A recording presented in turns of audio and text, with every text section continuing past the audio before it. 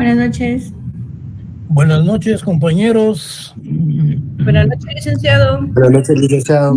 Buenas noches, licenciado.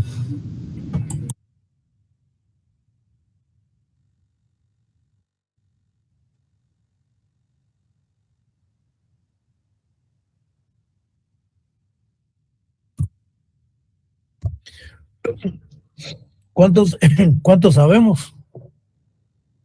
100. 74, licenciado. 74. 78, licenciado. Bueno, esperemos, vamos a ver un minuto. Perdone la molestia. Este tema del día de hoy ya no entra dentro del segundo parcial. No. Ok. Gracias, muy amable.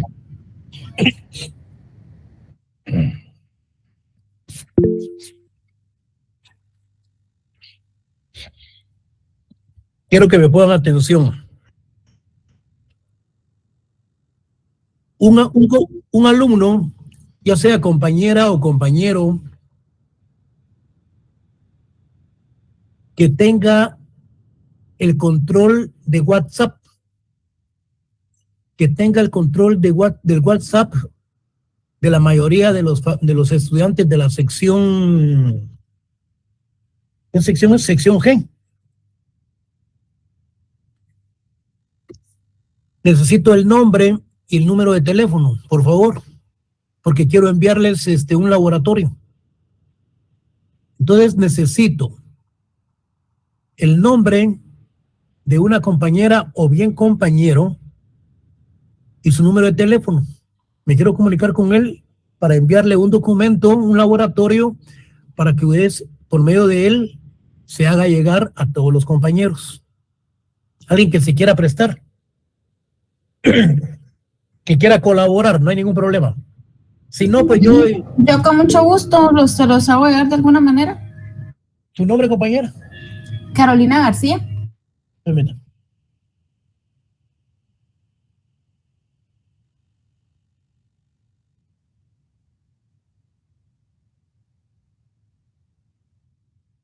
¿Su teléfono, Carolina? 4800-0081.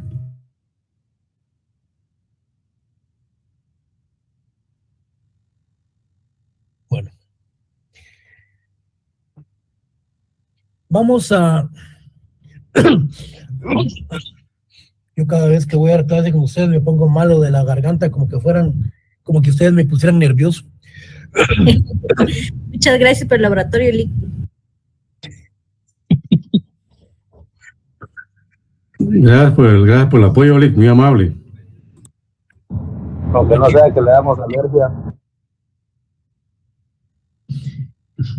No, siempre voy a tomar algo y me hace daño. Bueno, miren pues, con ustedes me pasa lo mismo, como que me pusieran nervioso. Yo no padezco de nervios. Durante 35 años de estar dando conferencias y todo eso, uno ya no padece de eso. Se le van los nervios. Miren, jóvenes, el día de mañana, que es jueves, sinceramente, no sé qué va a resolver el Consejo Superior Universitario, si las clases van a continuar virtuales o bien van a ser presenciales. Nosotros, los del grupo 1, son presenciales. Yo tendría que llegar el día viernes. Entonces, como estrategia, yo he tomado el nombre de uno de los compañeros de cada sección y los teléfonos con quienes yo me voy a comunicar, porque puede ser una de las formas en donde yo les voy a enviar por WhatsApp el laboratorio y el compañero de cada sección se va a encargar de distribuirlos a los grupos. Yo sé que están por WhatsApp, están conectados todos y en cuestión, yo calculo que de 1 hora ya cada sección ya tiene su laboratorio. Es una de las formas. La otra es que vamos a utilizar cierto mecanismo que se ha venido utilizando con anterioridad, en donde por medio de correo se le hace llegar a usted su laboratorio y le llega a su WhatsApp o a su correo y no hay ningún problema. El porqué del laboratorio, les voy a explicar. Es un mecanismo que se utiliza como apoyo al estudiante. Regularmente se pueden hacer preguntas del mismo o relacionadas con el mismo, de acuerdo a la temática. El que me resuelve ese laboratorio lleva un gran porcentaje que le va a ir muy bien en el examen. Eso sí, yo se lo tengo por seguro. Porque no tendría chiste ponernos a trabajar por gusto. Entonces, esperemos cuál es la política del Consejo para el día de mañana y pasado.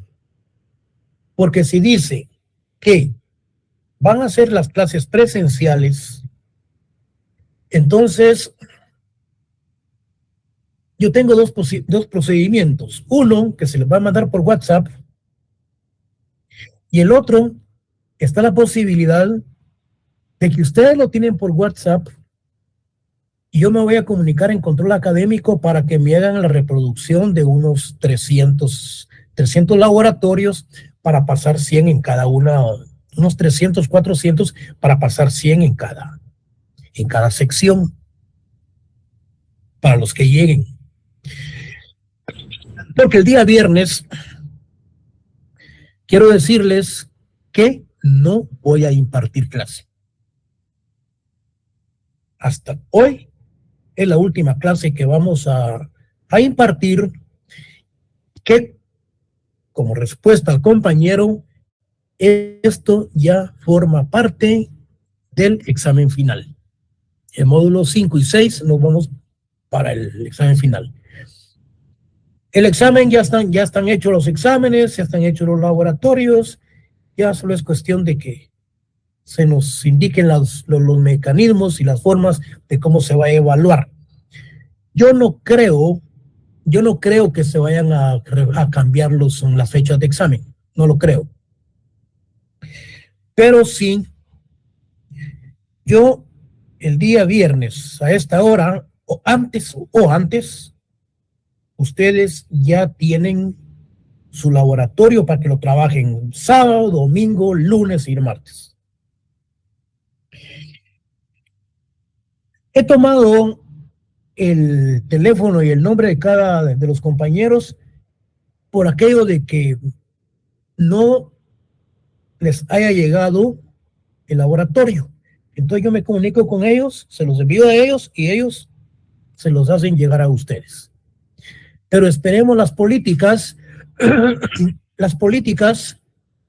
del Consejo Superior Universitario y de la facultad para ver qué es lo que va a pasar el día de mañana y el día viernes, y qué va a pasar para la próxima semana. Yo quiero decirles algo. El Consejo Superior Universitario ya tomó las decisiones de las clases híbridas y de los exámenes presenciales.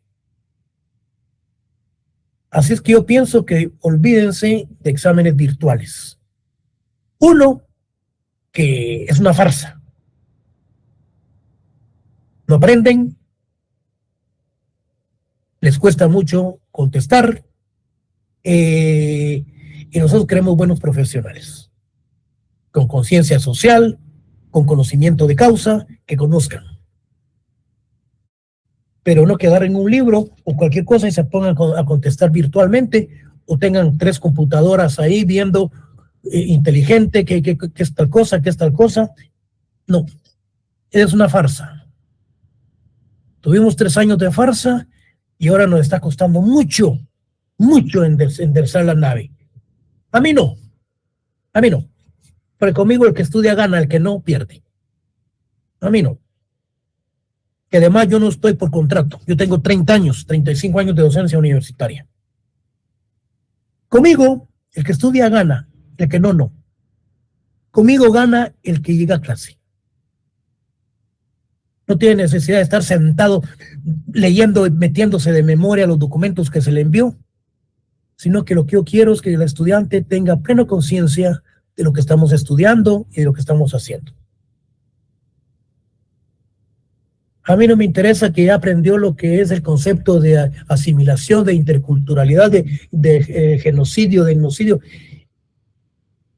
Lo que yo quiero es que el estudiante interprete y asimile para toda la vida lo que estamos estudiando y no para el día del examen, que a los 10 días se le olvidó completamente. Se está graduando en la Universidad de San Carlos de Guatemala, que hace 20, 25 años nos graduábamos 4 en el año. Imagínense ustedes. Hoy las universidades de cartón, las universidades de garage o de portón, los están graduando como que son bachilleres. Es realmente ridículo a lo que es los aspectos académicos con respecto a la academia y la formación de los estudiantes. Por lo mismo, olvídense de los exámenes virtuales, que no creo que la universidad los vaya a pasar ahí. Bueno, pues puede ser que alguien diga, bueno, vamos a hacer los exámenes virtuales porque no podemos hacer los físicos. Existe la posibilidad, de cuales yo no comparto realmente. Miren, jóvenes, de aquí ya entramos a la recta final de lo que es el examen final. Ya dejemos todo ya lo que es el módulo 2, módulo 3 y el módulo 4. Ahí se les envió a ustedes los documentos. Hay algo muy importante, que hay aspectos muy relevantes que hemos visto en cátedra, de los cuales no están en el documento. Pero no hay sesgo, ni hay mala intencionalidad, porque cada una de las preguntas están bien elaboradas como que fueran poemas, y como consecuencia es de lo que hemos venido trabajando y estudiando en cada una de las sesiones. Entrando entonces en materia. Disculpe, le saluda Cecilia Escobar. ¿Qué tal está? Qué gusto. Preocupada. ¿Qué le pasó? ¿Se recuerda de que todavía tengo pendiente mi primer parcial? Porque como hemos tenido clases presenciales y me preocupa por ahí tengo, mire, las asignaciones. Fíjese que usted no me ha dejado dormir.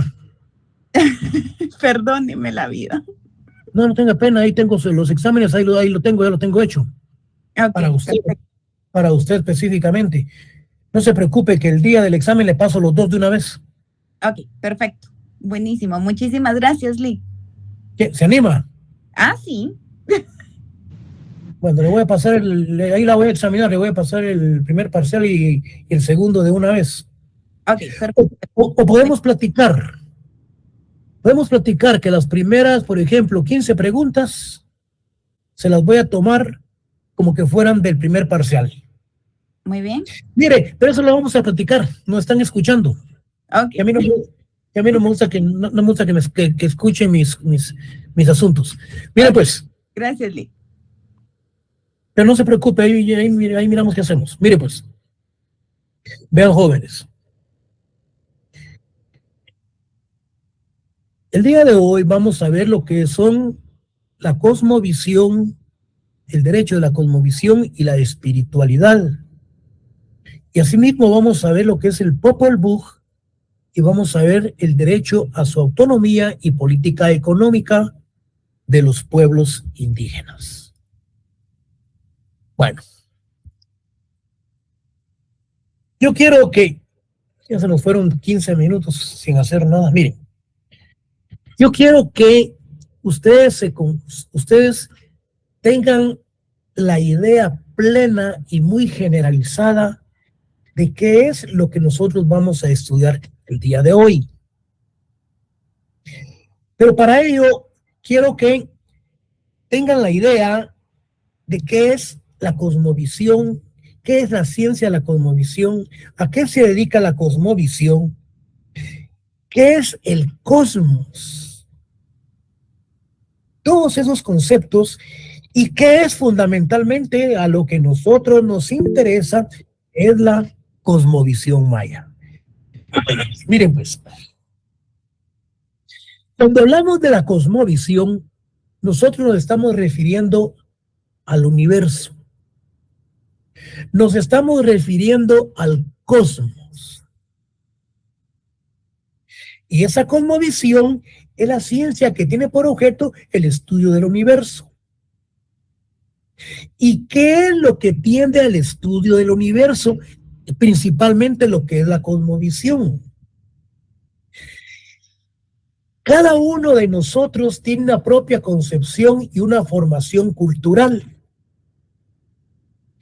Y que a través de esa cultura y de esos conocimientos nos puede dar una definición de la cosmovisión en el momento preciso en que se encuentra.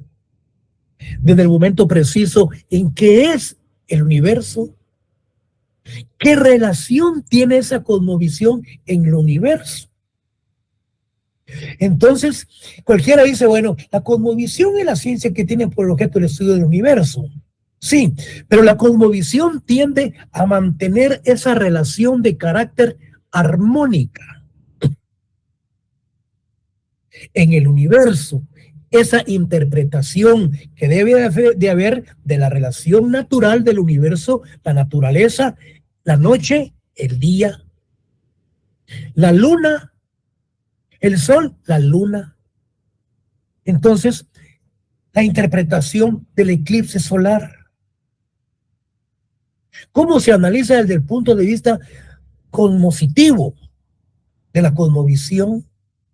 Desde el punto de vista de nuestro propio acto natural, de nuestra propia concepción cultural, que nosotros la podemos interpretar, pero debe de ser del punto de vista armónico. Y si nosotros decimos, bueno, ¿qué es entonces la cosmovisión maya? ¿Qué es lo que a nosotros nos interesa? Es ese acto. La cosmovisión maya es el acto, es la relación de la interpretación o bien la forma como los grupos mayas analizan el universo desde el punto de vista religioso y desde el punto de vista espiritual. Ejemplo categórico. Todos los actos rituales que los grupos mayas van a realizar en frente de la Corte de Constitucionalidad y en frente de la Corte Suprema de Justicia, ese es un acto de cosmovisión en donde ellos, a través de los actos rituales, involucran la espiritualidad, que es el punto ético y moral de ellos, que se relacionan con la espiritualidad de la naturaleza, en donde encienden candelas, en donde ellos le piden a la naturaleza, le piden al cielo, le piden al sol, al aire, una sentencia condenatoria porque este señor cometió un gran genocidio en Guatemala. Entonces, ese acto de la cosmovisión maya basado a su derecho consuetudinario, sus costumbres y sus tradiciones y sus aspectos de carácter espiritualidad, hacen los análisis armónicos desde el punto de vista moral y ético y religioso para pedirle al universo ciertos cumplimientos o bien objetivos que persigue la cosmovisión maya. Yo sé que andan por ahí todavía, pero ¿qué nos dicen la Real Academia Española? ¿Qué nos dice Guillermo Cabanelas? ¿Qué nos dice la conceptualización del punto de vista bastante general que después vamos a particularizar? Entonces, ya en ese orden de la exposición de la cosmovisión y de la espiritualidad, vamos a entrarle a ver partes eminentemente de carácter doctrinario, para que nosotros tengamos más sustento legal y jurídico de lo que estamos estudiando. Entonces, la cosmovisión es el conjunto de opiniones, creencias que conforman la imagen o concepto general del mundo que tiene una persona en una época y de acuerdo a su cultura, a partir de la cual la interpreta su propia naturaleza. Lo que yo les mencionaba, pueden ser opiniones de varias personas basadas a sus principios, basadas a su espiritualidad, a su ética y a su moral, pero de conformidad a aspectos eminentemente naturales de lo que está conformado el universo. A mí me pueden preguntar, mire, ¿y usted qué comprende por la cosmovisión? Bueno, yo le diría que es una ciencia que tiende al estudio, al análisis principalmente del universo.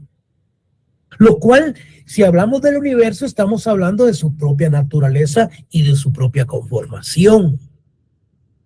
Que debe de existir entre ellos una relación de carácter armónica, principalmente basado en la espiritualidad y de aspectos de carácter religioso. Cada uno de nosotros puede dar una definición de lo que estamos hablando. No es cuestión que utilicemos un léxico académico, pero tratemos de utilizar un léxico basado a un léxico técnico jurídico. Es la institución que tiene por objeto. Es el planteamiento de un problema de carácter jurídico nacional. Es la interposición de ciertos amparos, interponerlos, no meterlos. Entonces, tenemos que ir utilizando cierto lenguaje académico, un técnico jurídico, que es el examen que nosotros estamos pendientes de irnos preparando. De eso es lo que se trata. No que voy a meter, voy a zampar. No, señores. Aquí no está, ¿cómo se llama el alcalde de Ipala? ¿Cómo se llama? El que le pegó a Neto Brand, que ahora está retando. Tres quiebres. No, mire pues, ahora está retando al que fue presidente del Congreso. Mire pues, no. Nosotros somos académicos, somos buenos profesionales. Por lo tanto, tenemos que irnos formando. Yo sé que cuesta por nuestra propia cultura y nuestra propia idiosincrasia. Entonces, tenemos que ir tratando de ser mejores cada día más. Mire pues, entonces, la cosmovisión es sucintamente la concepción que un grupo social tiene del universo o bien del cosmos, es decir, de su entorno natural y social inmediato.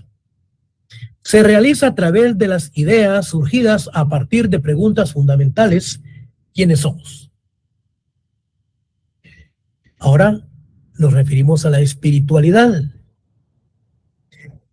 Es cierto que es algo subjetivo lo espiritual, como la ética, como la moral. Entonces, cualidades de las personas o de las cosas espirituales. Es el conjunto de principios o de actitudes que configuran la vida espiritual de una persona o de un colectivo. La espiritualidad, entonces, bueno, todas las personas van a la iglesia, van a recibir la hostia, y por dentro no sabemos, pero consigo llevan ciertas cuestiones éticas, morales, de carácter eminentemente espiritualidad como ejemplo. Entonces, lo espiritual se relaciona con los sentimientos y creencias profundas, a menudo principalmente religiosas, como la sensación de paz de una persona, su propósito en la vida, la relación con los otros y las creencias acerca del sentido de la vida. La espiritualidad, entonces, de acuerdo a esos aspectos espirituales, éticos, morales, religiosos, ¿qué llevamos consigo? Bueno, llevamos la paz, la cual realmente no tiene ningún precio. La espiritualidad es el conocimiento, aceptación o cultivo, esencia inmaterial de uno mismo, de lo que nosotros somos y de lo que nosotros llevamos. Para no perdernos, tenemos ejemplos: ser caritativo con otros, ser compasivo, perdón, reconciliar, el aprecio, la gratitud, difundir esperanza, compartir hospitalidad, practicar la humildad, defender la justicia. Aspectos espirituales muy subjetivos. Y el cosmos, sinónimo de universo, y la cosmología se le considera como la ciencia de las leyes generales que rigen el universo.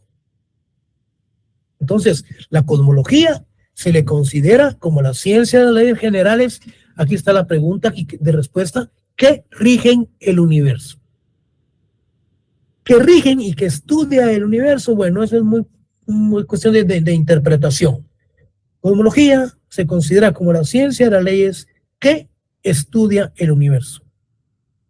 Estudiarlo, a regirlo, son dos cosas diferentes. Que rigen el universo, como quien dice el hito o la dirección que le da. Bueno, es cuestión de interpretación. Le vamos a poner aquí uno de sus 3 puntos porque es posible que pueda venir en el examen final.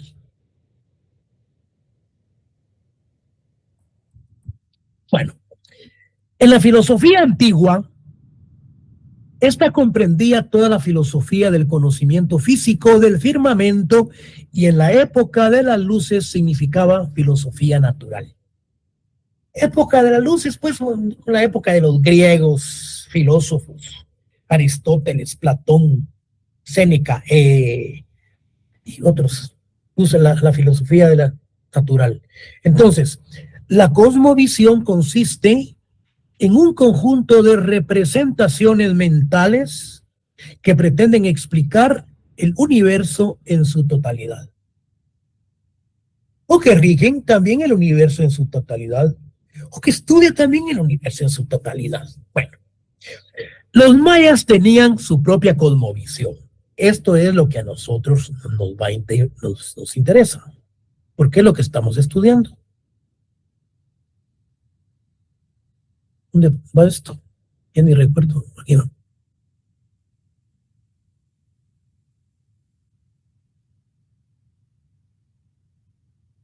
Entonces, los mayas tenían su propia cosmovisión. Contaban con una concepción del mundo, considerando que el mismo fue creado 3 veces. Vinculaban los fenómenos naturales a sus vidas cotidianas, como lo dice Adelino Sac-Coyoy en una de sus obras, creo, sí, Los derechos indígenas y la espiritualidad maya. ¿Qué es lo que nos dice este autor? Dice que la cosmovisión maya, dice, es la visión, explicación del mundo y de la vida, dice. Es la práctica de un sistema de valores que relaciona y explica al ser humano, la naturaleza, el tiempo, la vida y las cosas como una totalidad de relaciones de un sistema vivo, que es el cosmos. Él hace un resumen de todo lo que yo les he estado explicando. La cosmovisión maya es la visión, es la explicación del mundo y de la vida. Es la práctica de un sistema de valores que relaciona y explica al ser humano, la naturaleza, el tiempo, la vida y las cosas como una totalidad de relaciones de un sistema. Él nos da esa definición que lleva los elementos, naturaleza jurídica y características de todo lo que estamos platicando. Es posible que esta definición pueda venir en el examen final. Me interesa. Sigamos. Fíjense, pues. En el documento que a ustedes se les envió, esto que está aquí no debiera ni de leérselos ni explicárselos, porque ahí están en el documento, pero sí hay aspectos importantes que yo creo que hay que explicar. Miren pues, por eso es que lo anoté. En el acuerdo sobre identidad y derechos de los pueblos indígenas, en el artículo 2, en el numeral 3, dice, se reconoce que la cosmovisión maya constituye uno de los elementos de la identidad, constituye elemento de la identidad de los pueblos indígenas, exponiéndolo de la siguiente forma. Este es el acuerdo de la identidad de los pueblos indígenas. Dice, una cosmovisión dice que se basa en la relación armónica de todos los elementos del universo. Lo que yo les venía mencionando. La interpretación y la relación de la naturaleza desde el punto de vista pero armónicamente. En que el humano es solo un elemento más. La tierra es la madre que da la vida y el maíz es un signo sagrado eje de su cultura. Si ustedes se dan cuenta, aquí hay algo muy interesante en lo que habla el acuerdo sobre identidad de los derechos de los pueblos indígenas. Nos dice que esa relación de la naturaleza debe ser desde un punto de vista eminentemente armónico. Esta cosmovisión se ha transmitido de generación en generación a través de la producción material y escrita, por medio de la tradición en que la mujer ha jugado un papel importante. La cosmovisión maya es una filosofía que enseña a vivir de acuerdo con Dios, respetando a todos los elementos para lograr una vida en armonía y equilibrio. Aquí hay dos términos con respecto a la cosmovisión maya. Lo que dice que es la interpretación y el análisis de todos los elementos de la naturaleza y que se debe de vivir de acuerdo a los aspectos relacionados a la ética y a la moral y a todos los aspectos relacionados con Dios. Pero aquí hay dos aspectos importantes en donde debe de haber armonía y debe de haber equilibrio en la naturaleza. Esto está en el documento que a ustedes le llegó.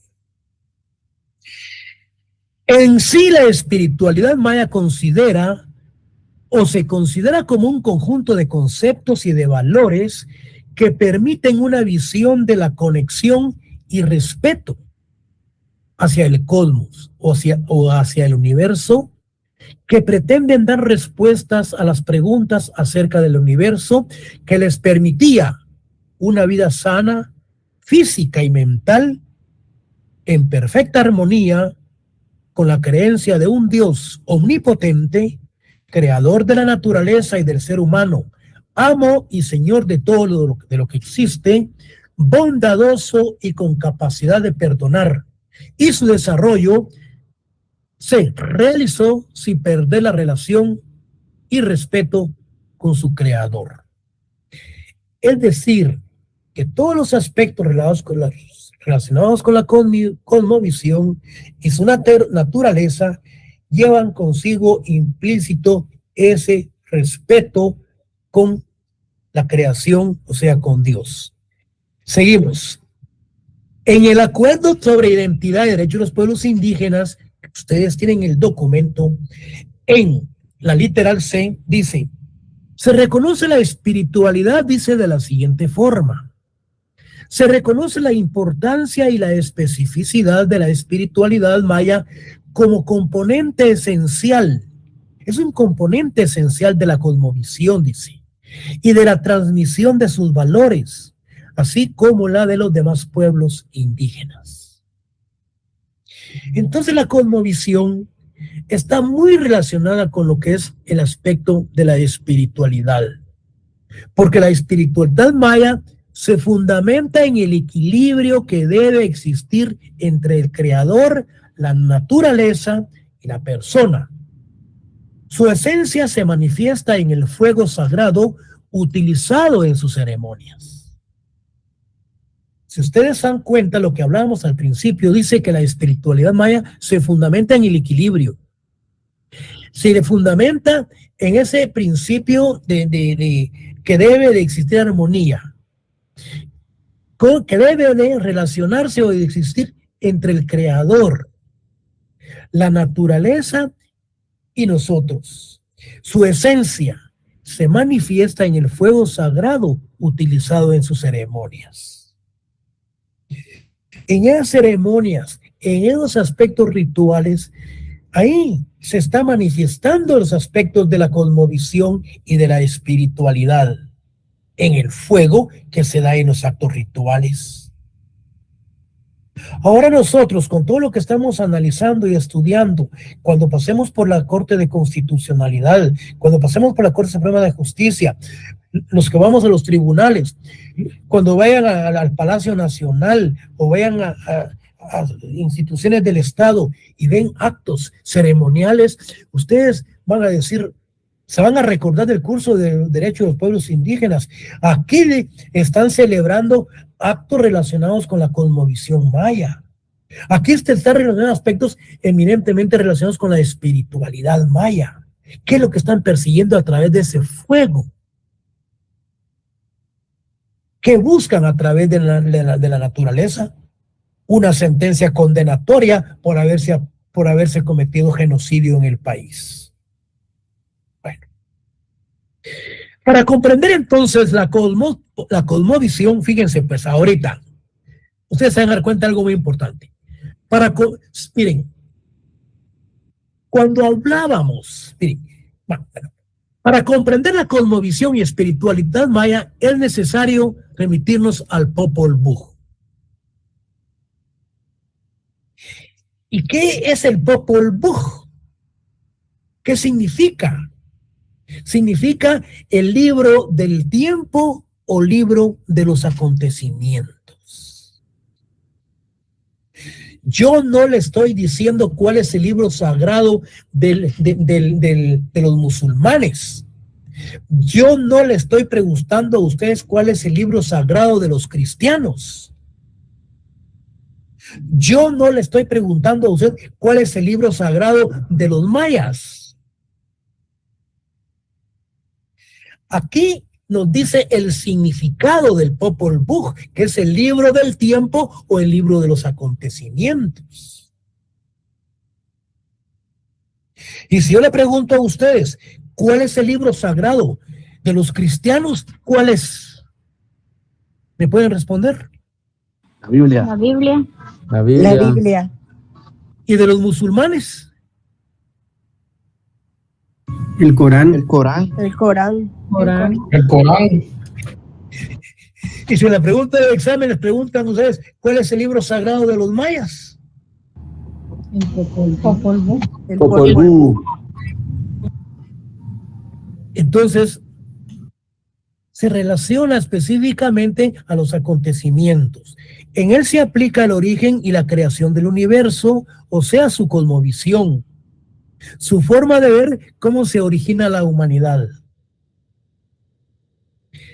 Vean, en el transcurso de la historia, aquí estamos lo que me acaban de contestar, en el transcurso de la historia se ha observado que en las diferentes sociedades las religiones tienen su propia visión de la creación.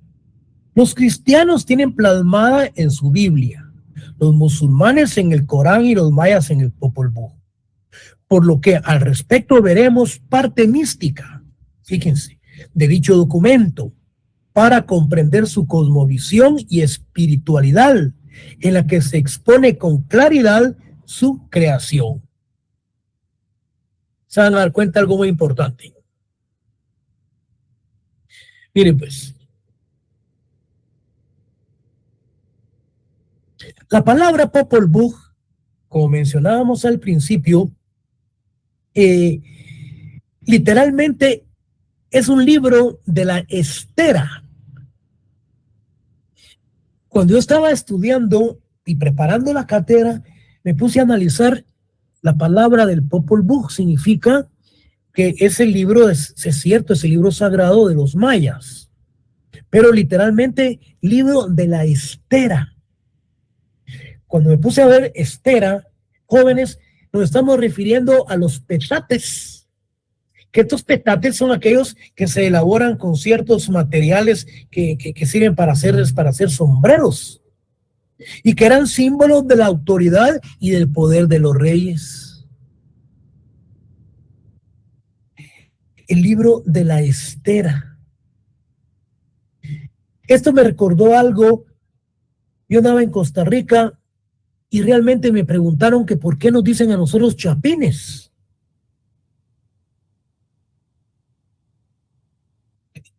¿Quién me puede decir por qué nos dicen chapines a nosotros? Yo no sé si recuerdo que en una de las cátedras alguien me dijo qué significa chapín. Creo que es chancla. Por el tipo de calzado que utilizaban, licenciado. ¿Y usted Este cómo lo Chapines sabe? en sí era... Buenas noches, licenciado.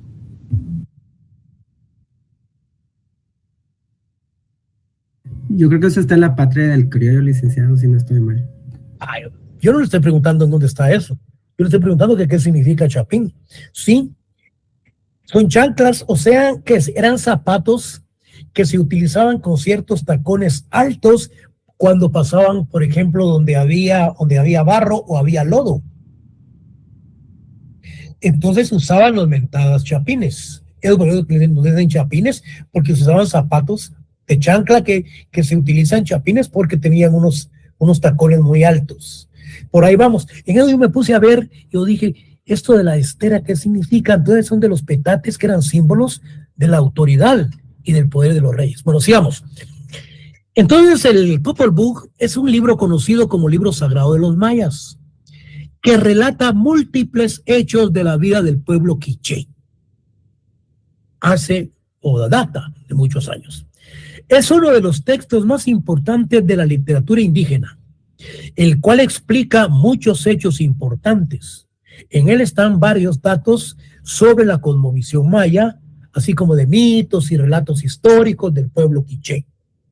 Yo sé que muchos de ustedes ya vieron la película. Yo no sé si hablaba con ustedes anteriormente, en donde hay una película del Popol Vuh, en donde sale el Balanqué, habla de los hijos de los reyes, hablan de dos caricaturas vestidas de indígenas, en donde hablan de la creación del mundo.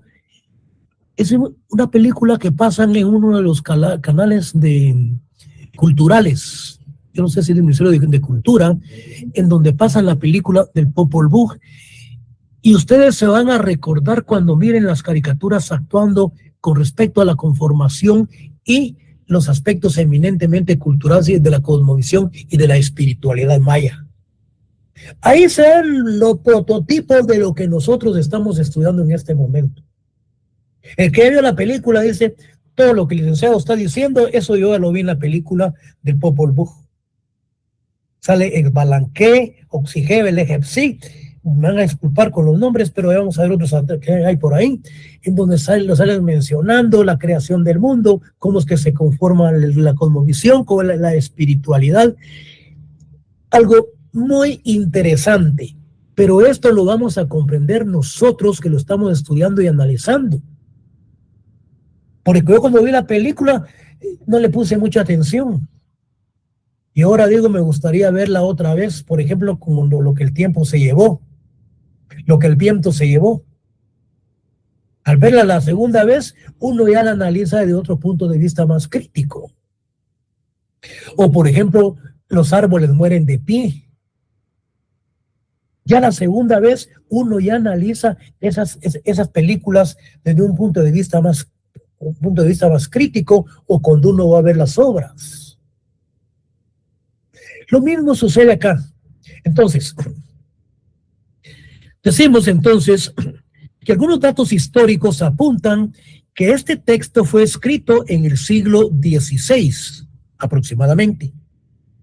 Asimismo, el contenido del Popol Vuh aborda cosmologías, orígenes, tradiciones e historias espirituales sobre la creación del mundo, a pesar de que se desconocen a los autores.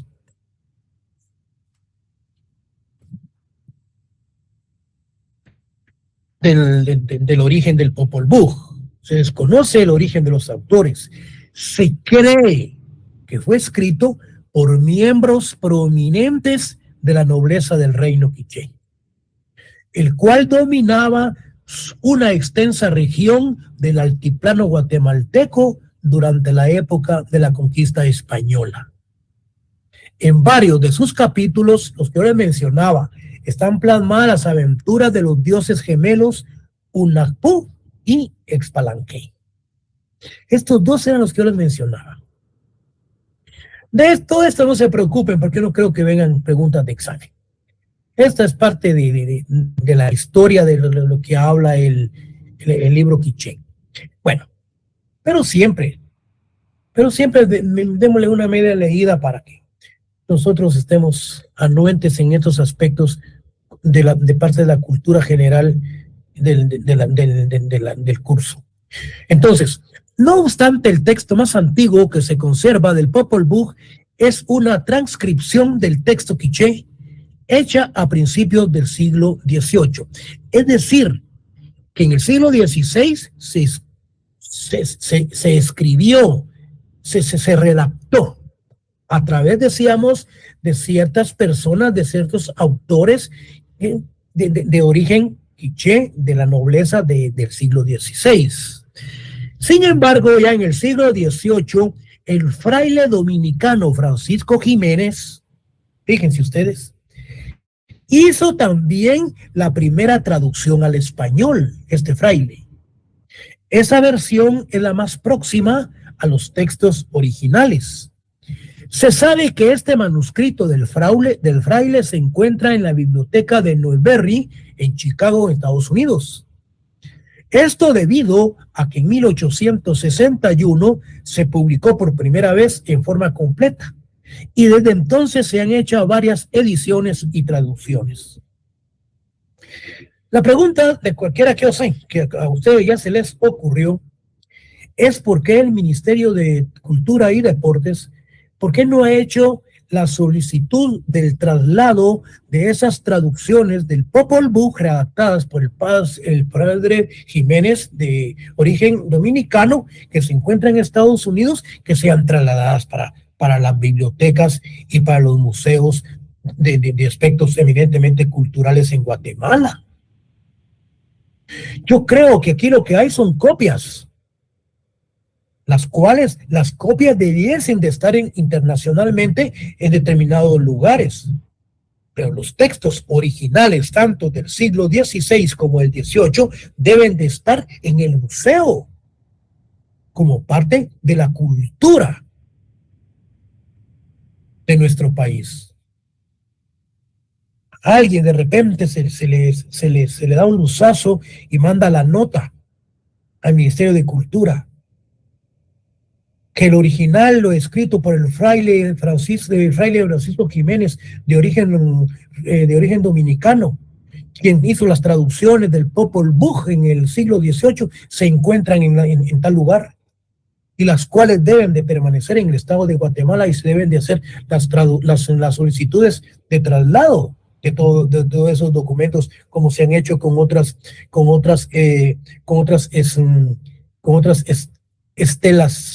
estelas mayas.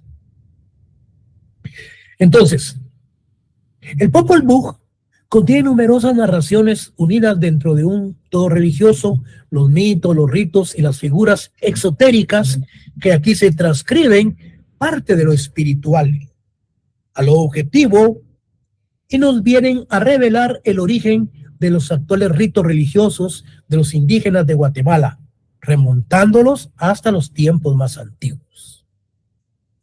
Es un texto, fíjense ustedes, aquí quiero que me pongan mucha atención y quiero que me contesten. Dice, es un texto sagrado maya que narra los mitos de la creación y describe las primeras dinastías humanas. Este es uno de los pocos textos sobrevivientes de la época, pues la mayoría de los libros indígenas fueron destruidos por sacerdotes durante la época colonial. Es decir, que los sacerdotes españoles vinieron y que hicieron una gran destrucción de los libros de los indígenas. ¿Qué institución entonces cometieron estos sacerdotes con respecto a lo que estamos leyendo?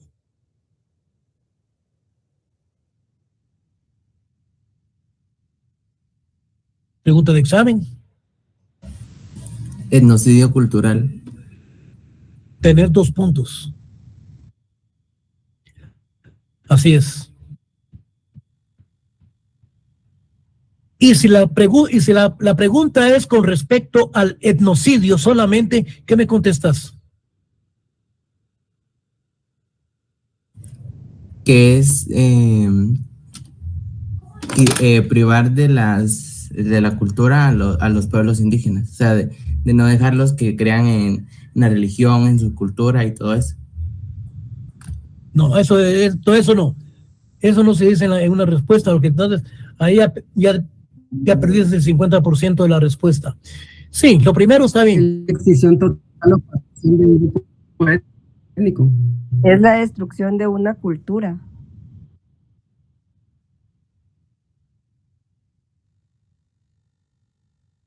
Destrucción de las tradiciones mayas, licenciado. Con usted estoy. ¿Cómo me decía? Son las destrucciones de las tradiciones mayas, un pueblo étnico. ¿Quién puede aclarar todo esto? Lo del etnocidio cultural estamos bien. Lo del etnocidio, no.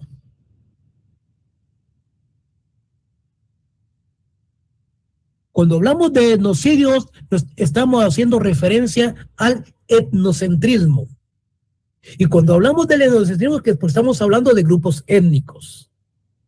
Entonces, la pregunta es, yo no estoy preguntando qué es etnocidio cultural, lo que la compañera me dio la respuesta, eso no. Eso ya el compañero ya lo dijo. La pregunta es, ¿qué interpretó, qué asimiló usted por etnocidio? Es criticar, licenciado, a los grupos étnicos, su idioma y su forma de vestir y hablar.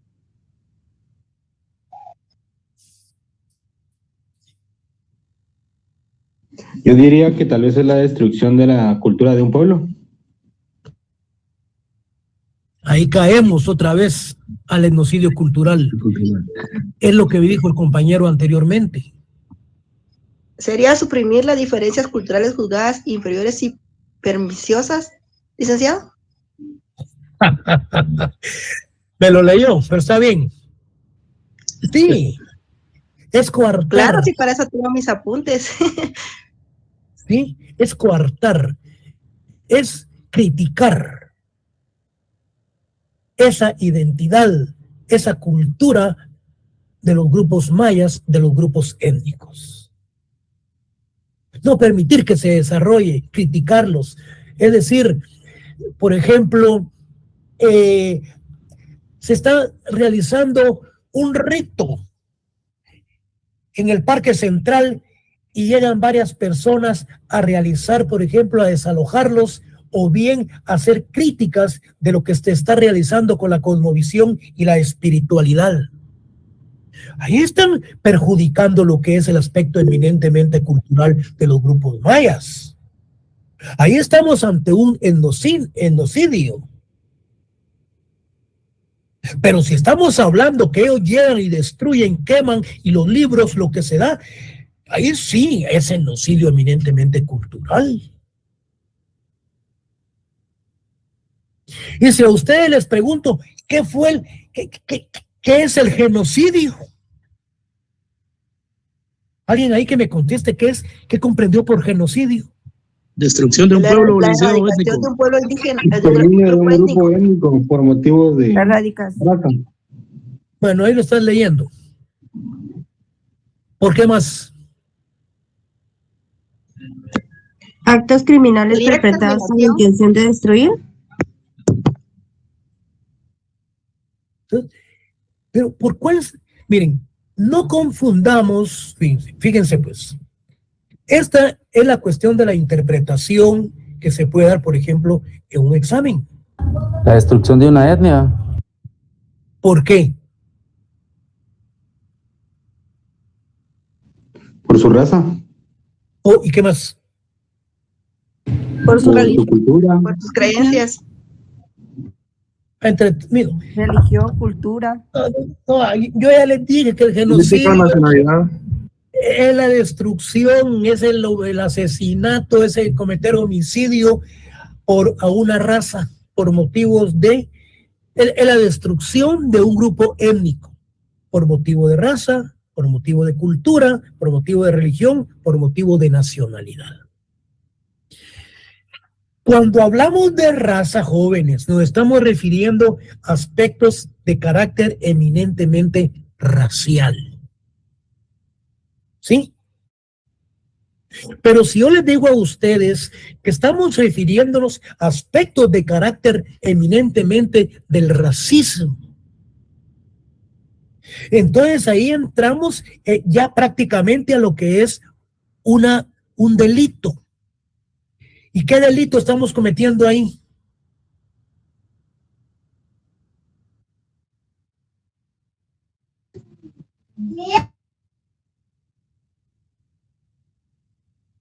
Jóvenes.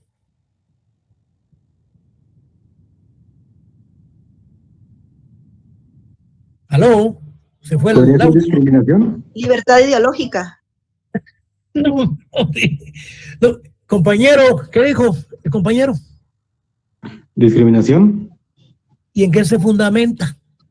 El artículo, si no estoy mal, bueno, el 36 es de religión, el 58 sería el 58 y el 66 de la Constitución. Se la dejo. Sigamos, jóvenes. La primera sí. Se comete delito de discriminación por motivos de racismo. Pero el fundamento no. Ahí estamos mal. Sigamos.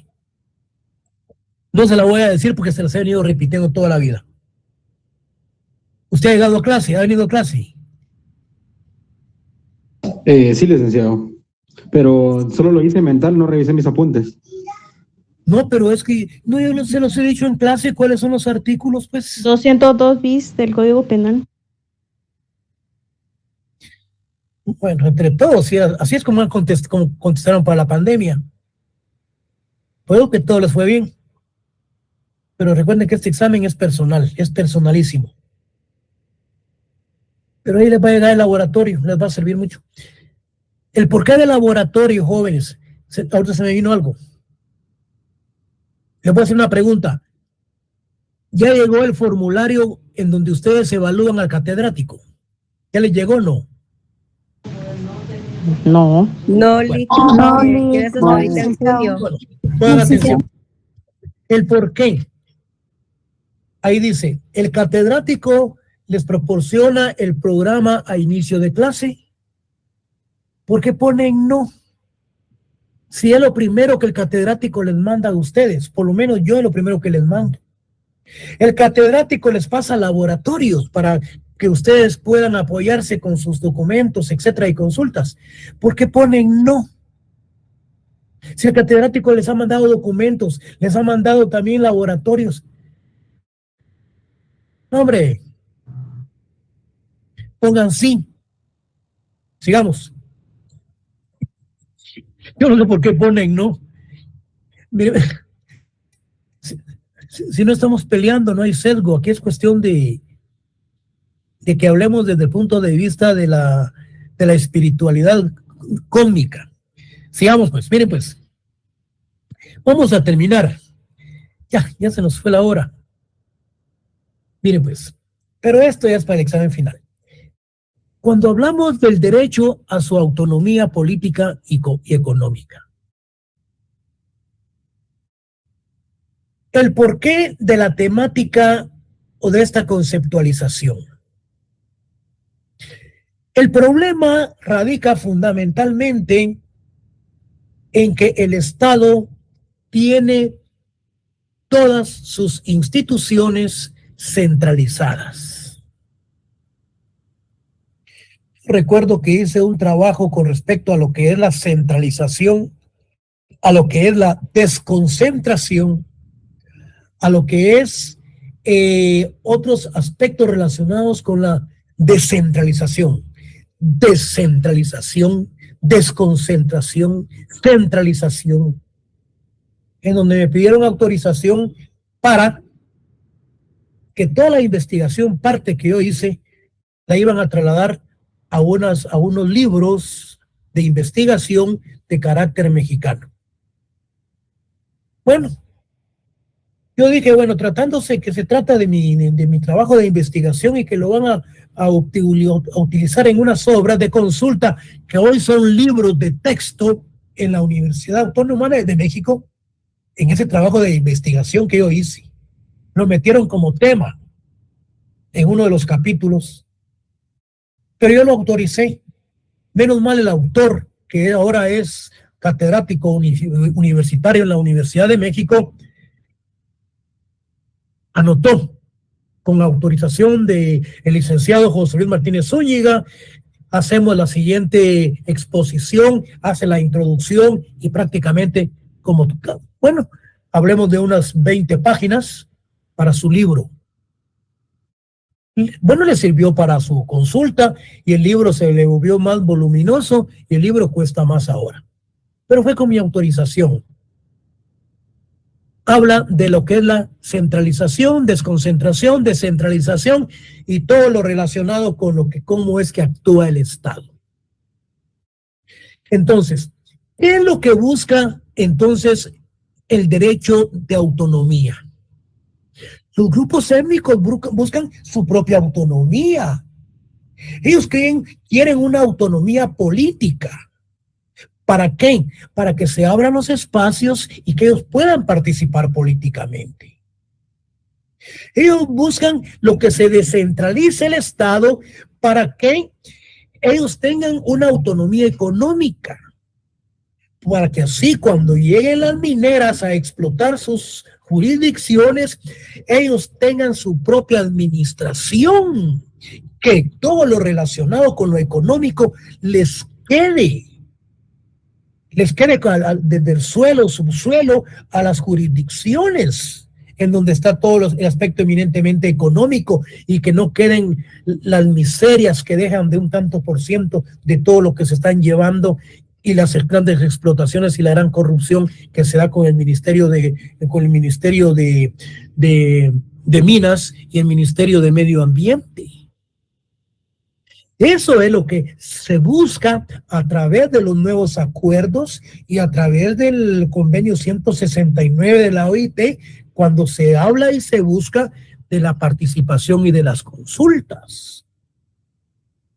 Yo no recuerdo, ese es el artículo 11 y hay el artículo, creo que es el 67, por ahí creo, del código municipal, que lo vamos a ver adelante. Entonces, esos dos artículos del convenio 169 de la OIT, quiero que me lo relacionado con las consultas del código municipal, que lo vamos a ver adelante. Entonces, los indígenas guatemaltecos fueron conquistados. Fíjense, aquí habla de la conquista, pregunta de examen. Aquí habla de un sometimiento y habla de un despojo, pregunta de examen. Se habla de una asimilación, pregunta de examen. Imagínense ustedes, solamente en 2 líneas hay 3, 4 preguntas de examen. Y asimilan parte de la cultura española, incluyendo el aspecto religioso. Otra pregunta de examen que viene en el examen parcial. Hay 4 preguntas, aquí hay 8 puntos, solamente en 3 líneas. Pero han mantenido en parte su idioma, sus costumbres, tradiciones, trajes, su cosmovisión y espiritualidad, entre otras. Solamente en esas 5 líneas hay 4 o 5 preguntas del examen, del segundo examen parcial. Imagínense ustedes.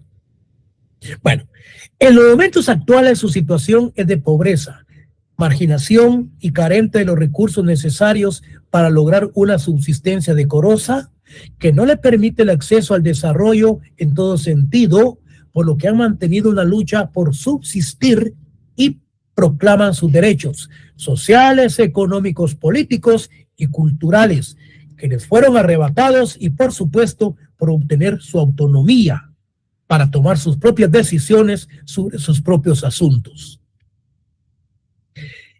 Esto fue escrito antes de la firma de los acuerdos de paz, porque ahora a los grupos étnicos se han abierto y se les están abriendo sus espacios para que ellos puedan tener su propia autonomía jurídica desde el punto de vista en cuanto hablamos del derecho consuetudinario, que ha venido mucho a fortalecer y apoyar al Ministerio Público en cuanto a los delitos cometidos. Entonces, para obtener su autonomía, para tomar sus propias decisiones sobre sus propios asuntos. Entonces, es necesario analizar en qué sentido se reclama la misma y qué clase de autonomía es la que ellos reclaman.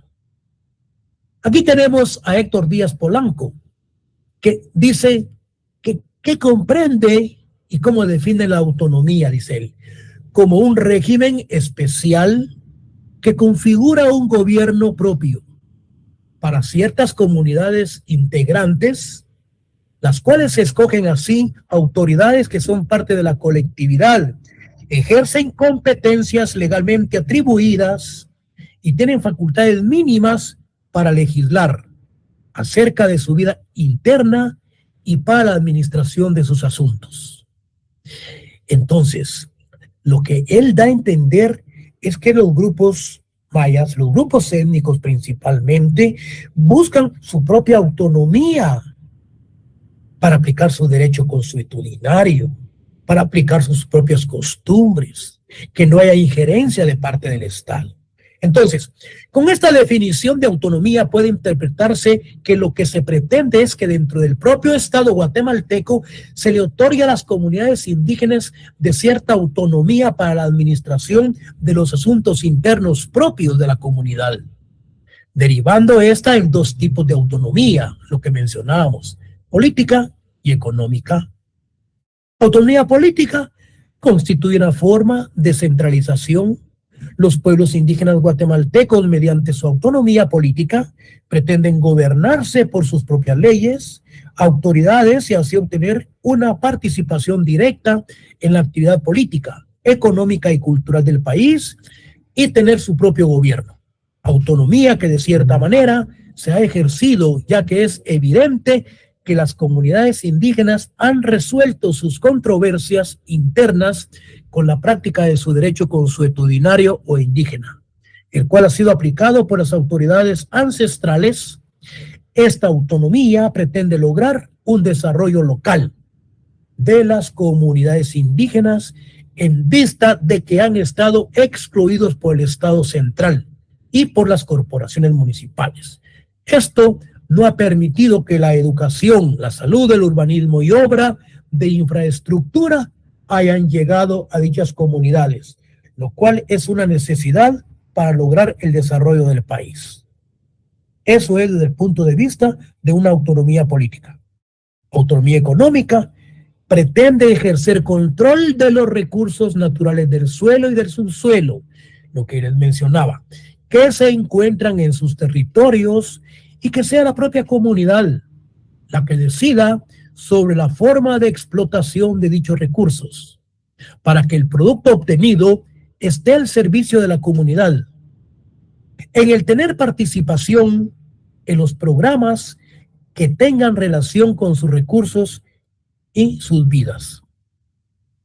Bueno, aquí tenemos en el acuerdo sobre identidad de los pueblos indígenas, que ustedes lo tienen ahí, que se reconoce la proyección que ha tenido y sigue teniendo la comunidad maya y las demás comunidades indígenas en lo político, económico, social, cultural, espiritual, etcétera, etcétera.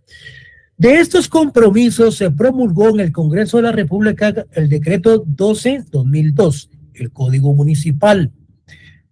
De ley, el artículo 8, el inciso C, establece como elemento básico del municipio la autoridad ejercida en representación de los habitantes, tanto por el Consejo Municipal como por las autoridades tradicionales propias de las comunidades de suscripción.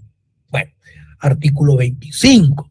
Se reconoce la participación de sus autoridades en la solución de conflictos de límites jurisdiccionales entre las comunidades. Aquí les podía poner un caso de Sololá, de Santa María, allá de Santa María Ustatlán, de Panajachel, en donde la resolución de los conflictos deben de participar las comunidades indígenas, las comunidades municipales, que son las responsables de la solución del conflicto. Es cierto que el Estado debe de actuar, pero no suspendiendo las garantías, no cometiendo situaciones de abusos en contra de la sociedad, coartando la participación, porque trae como consecuencia aspectos eminentemente nefastos y que tienden a la corrupción. Aquí lo que se tiende es a la solución de los conflictos territoriales a través del diálogo, a través de las buenas componendas, pero no como los gobiernos anteriores que han querido solucionar los conflictos a través de meter el ejército y de la violencia. Aquí los conflictos deben de solucionarse en forma civilizada, porque esta gente ya es gente civilizada y que ha tenido estudios, pero no a través del armamento y que se sigan matando. El artículo 55 se reconoce las alcaldías indígenas, etcétera, etcétera. Aquí lo que yo les mencionaba es el artículo 65 para el compañero que mencionaba algo por ahí. Se reconoce la consulta de las autoridades indígenas cuando el asunto afecte a sus derechos eminentemente e intereses. Este artículo hay que relacionarlo con el artículo, creo que es el 11 del convenio 169 de la OIT, que se refiere a las consultas. Jóvenes alumnos, aquí llegamos hasta el día del examen. El día viernes ustedes tendrán su laboratorio, el cual van a responder. Si es virtual, lo van a responder en sus casas. Si es presencial, ustedes ya lo van a tener y lo pueden ir a contestar a la universidad. Yo tengo que llegar el día viernes. O el día de mañana tengo que ir voy a ir a la elaboración de los exámenes, a las reproducciones, para tenerlos listos el día martes. Pero esperemos cuáles son las políticas del Consejo Superior Universitario. Pero yo creo que sí, el examen se va a realizar. A mí lo que me interesa es que ustedes tengan ya el día de mañana o el día viernes su laboratorio. Si no les ha llegado, pues principien ustedes a leer los documentos y todas las cátedras que ustedes recibieron y todas las explicaciones, porque vienen en el examen. No es cosa del otro mundo, jóvenes, no se espanten. Solo es cuestión que hagan acto de presencia y que lean sus resúmenes, así como lo que practicamos, por ejemplo, hace un momento de preguntas y respuestas, pero tampoco les voy a dar el examen directamente, mejor les mando laboratorio y ustedes ahí principian a contestar cada una de las preguntas. Licenciado, buenas noches, perdón que lo interrumpa. Hace 2 minutos publicó el decano que siguen las clases virtuales. ¿Usted ya le llegó ahí? Es que como lo publica en Facebook y yo lo sigo a él, entonces ya lo publicaron, ya es oficial. Sí, ya lo publicaron en los exámenes también. Permítanme un segundo, yo quiero ver qué dice Henry, vamos a ver. A ver qué dice el decano. Aquí está, nuevo grupo, buenas noches, promoción, aquí, permítame, quiero ver qué es lo que dice. Aquí está. Aquí lo tengo. Henry, decano, aquí está. Solo quiero que esta cuestión se me ponga más grande, porque ya no veo. Aquí dice, suspensión de actividades presenciales para mañana jueves 11 de abril. Dice, según reporte de las autoridades competentes, se indica que la calidad del aire se mantiene en niveles dañinos a la salud, dice. Vamos a ver. ¿Qué más? A la salud, asociado al incendio en el vertedero de AMSA. Por lo anterior, aquí está, se suspenden las actividades académicas y administrativas de forma presencial para el jueves 11 de abril, o sea, mañana. Esta medida incluye el campus central, escuela de estudios de posgrado, secciones de las municipalidades y Antigua Guatemala. Las clases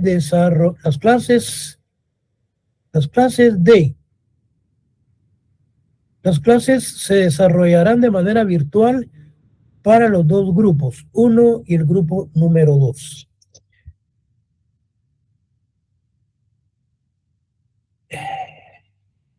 Bueno. Lick, disculpe. ¿Qué manda? Yo ya creé un grupo de WhatsApp para el laboratorio que usted nos va a mandar y también puse el link en el chat del Meet. ¿Con quién hablo? Con Carolina García, exacto. Mire, Carolina, no le doy mi número de teléfono porque entonces todos lo van a tener y me van a estar bombardeando. Y eso me enferma. Mire, yo la voy a llamar para darle mi número telefónico. Entonces, por medio del número telefónico, usted me manda algún mensajito ahí para que ingrese con el WhatsApp. ¿Sí? Y por medio de WhatsApp, yo le voy a enviar el laboratorio el día de mañana para que ustedes lo tengan. Gracias, licenciado. Sí, y el día viernes clases presenciales ni virtuales. Entonces, si tienen el laboratorio,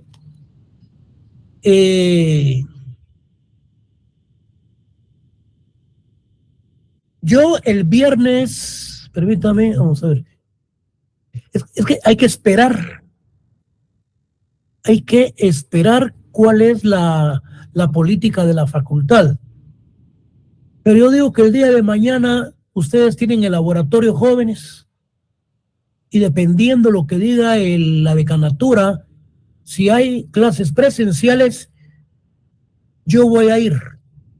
Pero de una vez les digo que no voy a dar clase. Y los que van a llegar, pues, lleguen a contestar su laboratorio. ¿Estamos? Muy bien, de acuerdo. Bueno, clases. ¿Cuánto vale? Sí, clases el viernes no van a tener. Si hay clases presenciales, yo sí voy a ir, porque es posible que haga algún tiraje tal vez físicamente del laboratorio y que se los puedo pasar ahí a los que lleguen. Está bien, gracias. Gracias. Eli, gracias. Miren, aunque yo creo, miren, yo pienso lo siguiente, que si el decano dice que van a haber clases presenciales, yo realmente los invito para que ustedes lleguen. Y si tenemos la oportunidad ahí, pues podemos ver el laboratorio y le podemos entrar. No a todo, pero por lo menos a una que otra pregunta. Ahí lo puede apoyar, ahí lo puede ayudar a trabajar. Muchas gracias, Lick. Ahí nos miramos el viernes. Gracias.